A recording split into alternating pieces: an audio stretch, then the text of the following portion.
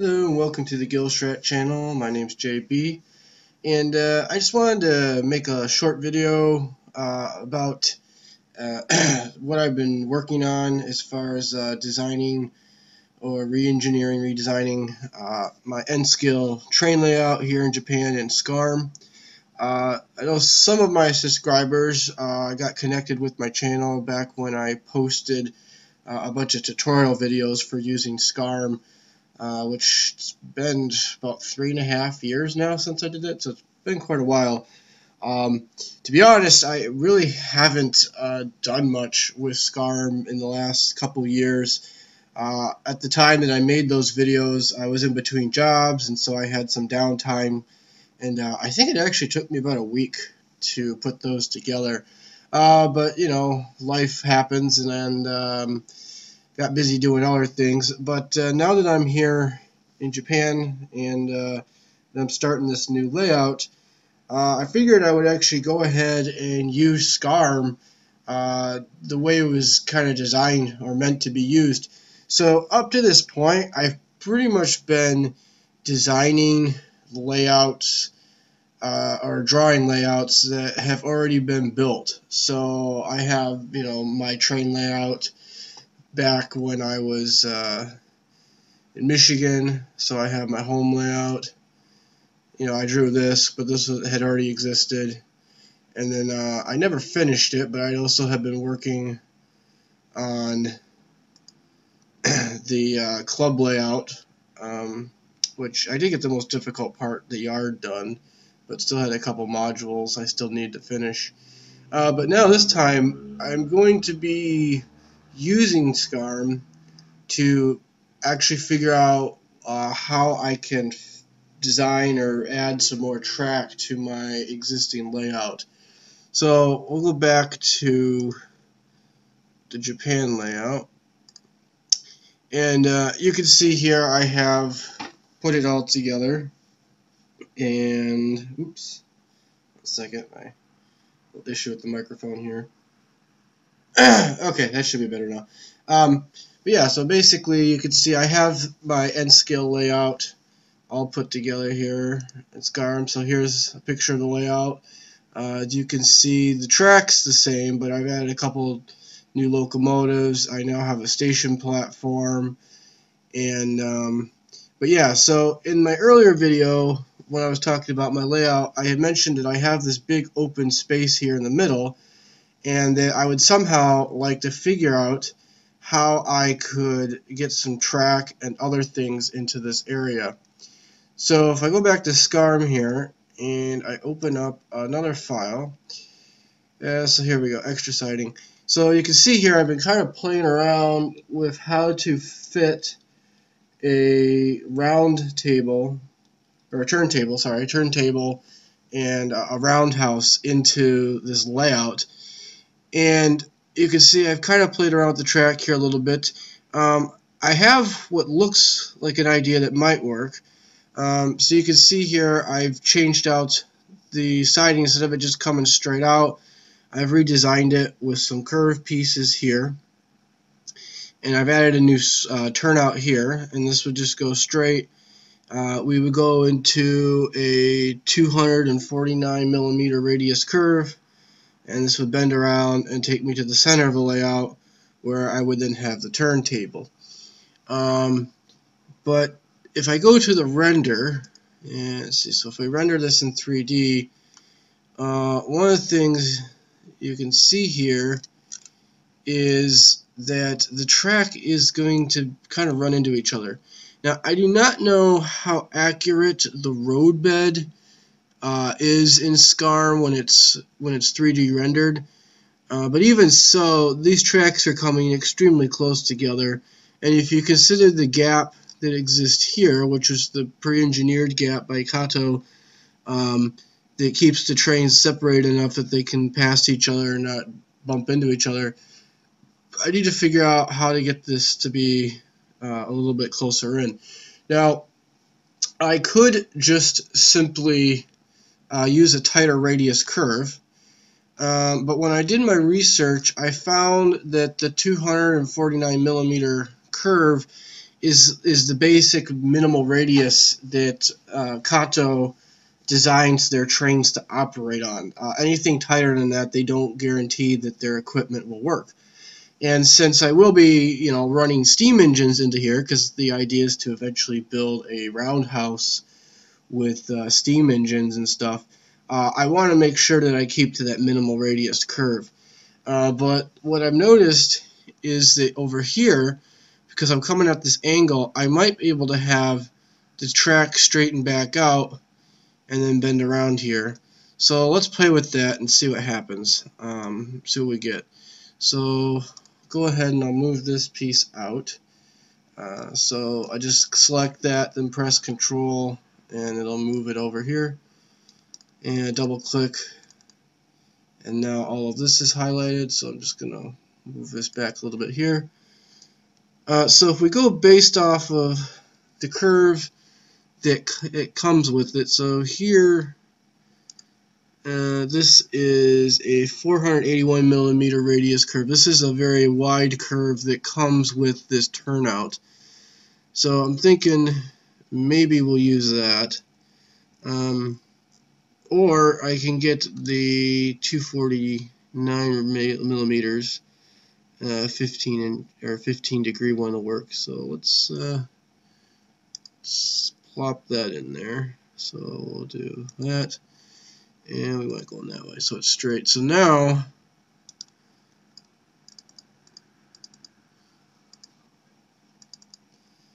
alright, so obviously if I do that, that's gonna change things a little bit there. Let's get rid of this straight away. And it looks like this will give us the room if we can push it in further. Now another problem we're running into is you can see on the siding here, it looks like the tracks are going to run into each other here. So we still have a little bit of design work to figure out. So let's move this in closer. So based on that, it looks like we can go up here. And let's try 124 millimeters straight. Oh, yep. So select there, 124. Alright. And let's see what happens when I do that. Alright. We're still kind of close. A little bit closer than these tracks. Let's take a look at the render and see how close we are. Yeah, see, we're still getting very close right there, but what we can do is get a slightly shorter straight in there. So let's go back to design here, and I got two 15s in here, and yeah, so let's do a little cleaning up here. So let's delete this, because I don't need these 15 degrees now, because most likely what's going to happen is I'll just be using 45s in here. But let's take this, delete that. The next size down is a 64, but 62 is half it, so let's do a 62, and then one of these 33s. Or 30, yeah, let's try 38. So 38 comes off. We'll connect that in there like that. Alright, and then now what I'll do is I'll put a 45 of a 249 radius curve. And you may have noticed this layout I did build in metric, so I'm using the millimeter scale. I'm doing this one because now that I'm in Japan, everything's metric here, so you might as well use metric. But the Kato track system was also designed in metric. I mean, they do have conversions over to the imperial system, but everything was designed for metric, and it's, I think, a lot easier to work with. Also, the dimensions of my layouts were metric. I'm using camping tables I had mentioned that's 80 centimeters by 120 centimeters, so that made it really easy for me to draw the baseboard. But yeah, let's go ahead here. We'll add a 45 degree. You want to go that way. Alright, so now let's double click that. Alright, so now we have a lot more room, and we're not going to run into stuff. You can see, man, we got a lot of track on this side of the layout. But just the real annoying thing with this layout is because of the table that I found to build it on, and at this point, I'm not going to change that, because honestly, that was like the largest portable table I could find that was a reasonable price. I don't have enough room to stick a turnout here. The smallest turnout, one with the shortest straight piece, is this one here, and even that is still a little too wide or too long. So I can't run tracks off of the ends of the layout here, which if I could have, I'd probably have a very different design. I would have had a through track for the station, but as it is, I now have to have a terminal sub here.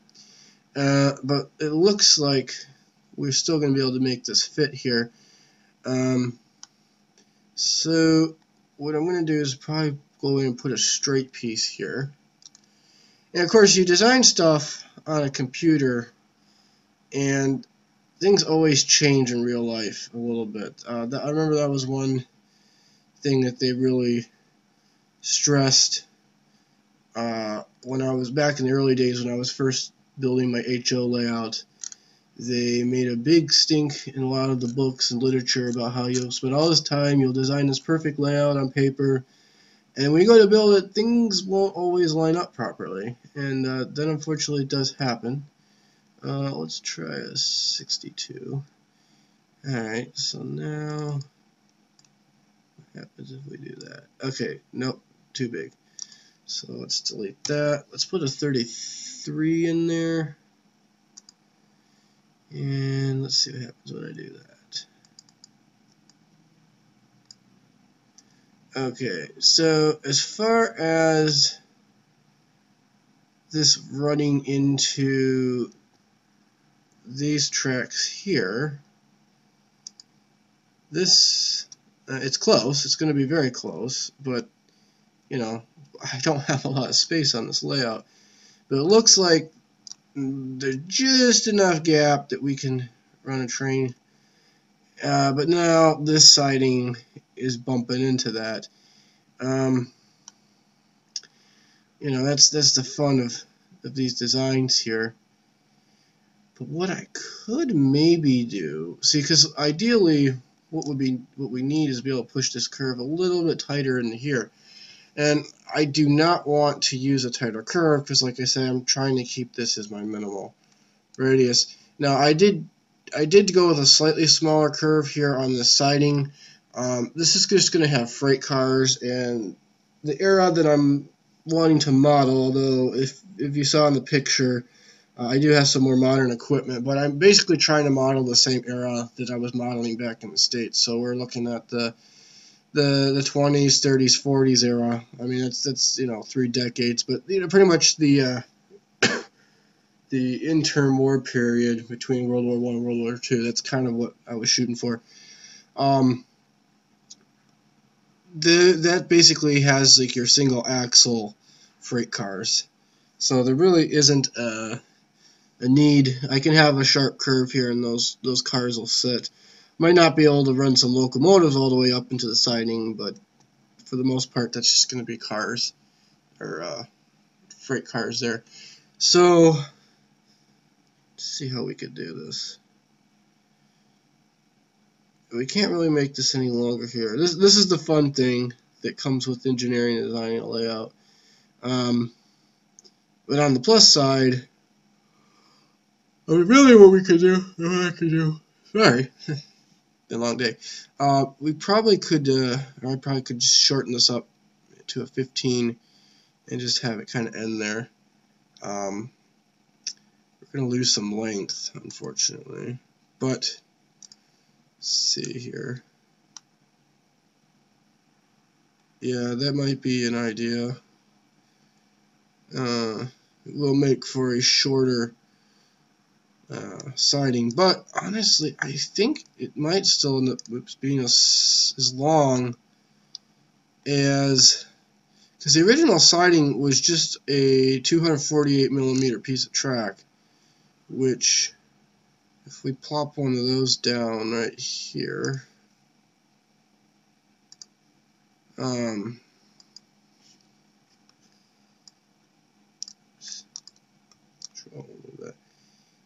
is that, so like you have that coming off. If I were to wrap that around, I still think I'm getting a longer siding, even if I have to shorten the track. So that's what we'll do. So this one here is a 249 radius. So let's pull that out. Throw that piece over there. And let's get the 45. Or I'm sorry, that's the 15. So click on the arrow. And we want to go that way. And let's do 2 15s. And then we'll put the bumper there. There we go. So we do that. So the tracks are a little staggered now, but you can see, actually, that makes me curious. What if we put a 15 degree on here? And this track, so this one is a tighter one, and this is a 216mm track, so we'll keep the radius the same for that. So 216, we want to go there, and see how that looks. That, I mean, unfortunately, I'm having to stagger the tracks, but this. Let's take a look at this. So yeah, so I mean, we're still looking at a very tight fit here, but it looks like this will work. Maybe I don't. Yeah, you gotta remember too that the tracks do move and bend a little bit, so you could play around with this. There's a little bit of give, but I think this here I think would work. This would be decent. So this would be a decent siding here still, and then we would now still have room over here for the turntable. And I think I'm going to get rid of this straight piece. So let's go back to here, and let's get rid of this straight piece. We're going to move this piece here, and we've got to duplicate this. So now I got 2 of those pieces here. Oh, that's interesting. Alright, so we're going to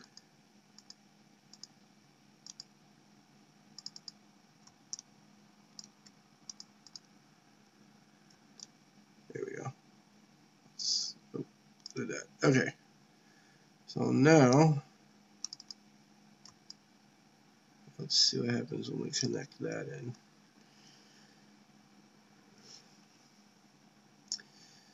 So we go back to the render.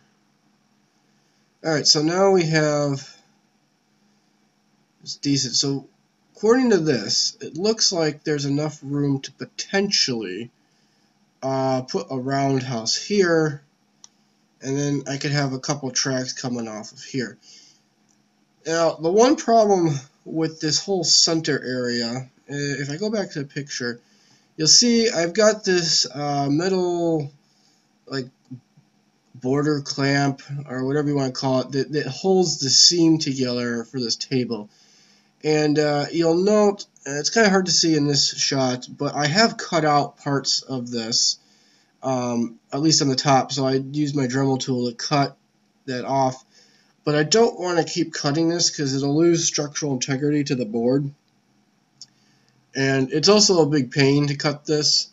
So I'm thinking with the round table that I will probably have it sit on top of this and maybe just use some styrene, and I'll have the round table up a little bit high, and then the tracks coming off of it will angle down, which will be good because that'll keep stuff from actually like falling into the center. And so yeah, so that basically kind of gives you an idea. Not really teaching anything new here, but just kind of letting you see the process of how you can use SCARM to kind of work through what you want to design and figure out how to build stuff.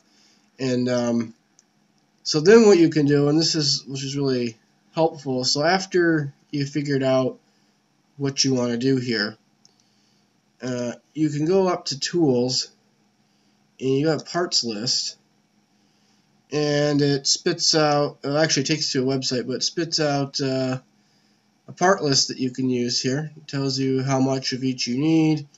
And so since I have the entire layout already built, what I would simply have to do is just make one for my redesign, and then just go back, let's save this, and go back to the original one, and make a parts list for this one, and then just go through, do a comparison, subtract, take the rebuild, subtract the original layout, and I'll know what pieces to get.